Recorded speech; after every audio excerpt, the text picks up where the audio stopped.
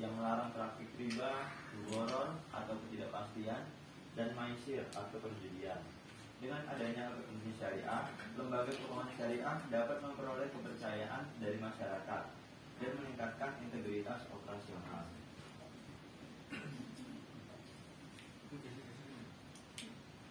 Tujuan PSAK 101. Yang pertama, menyediakan kerangka penyajian laporan keuangan syariah. Yang kedua, meningkatkan transparansi dan akuntabilitas.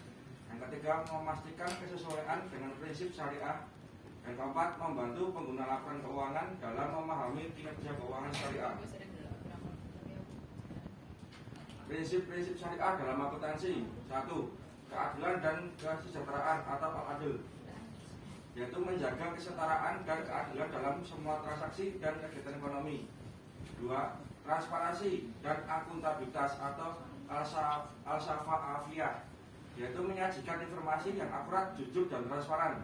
Yang ketiga, tidak melakukan gharar atau spekulasi, menghindari transaksi yang tidak jelas atau spekulatif. 4. Tidak melakukan maisir atau perjudian, yaitu menghindari kegiatan perjudian dan taruhan. 5.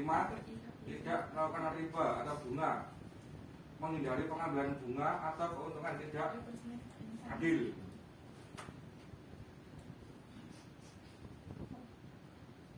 Komponen laporan keuangan syariah. Laporan posisi keuangan atau neraca. Yang pertama, aktiva, harta atau aset lembaga keuangan syariah, yaitu kas, piutang, dan investasi. 2. Kewajiban, utang atau hutang lembaga keuangan syariah atau utang jangka pendek atau panjang. Yang ketiga, ekuitas, modal lembaga keuangan syariah atau modal saham dan laba ditahan. Laporan laba rugi. Yang pertama, pendapatan, yaitu hasil operasional bagi hasil, bunga, dan komisi. Yang kedua, biaya, yaitu beban operasional berupa gaji, sewa, dan pajak. 3. Laba atau rugi, yaitu hasil pengurangan pendapatan dan biaya.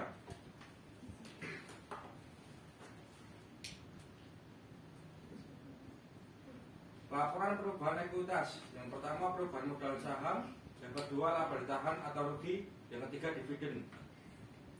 Laporan arus kas. Yang pertama, arus kas operasional atau terima.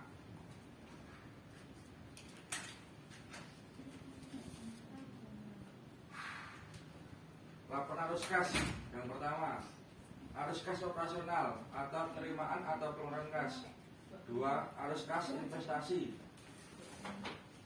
yaitu pembelian atau penjualan aset. Yang ketiga, arus kas pendanaan, penerimaan atau pembayaran utang. Catatan atas laporan keuangan. 1. Kebijakan akuntansi. 2. Penjelasan transaksi. 3. Informasi tambahan, yaitu resiko dan ketidakpastian.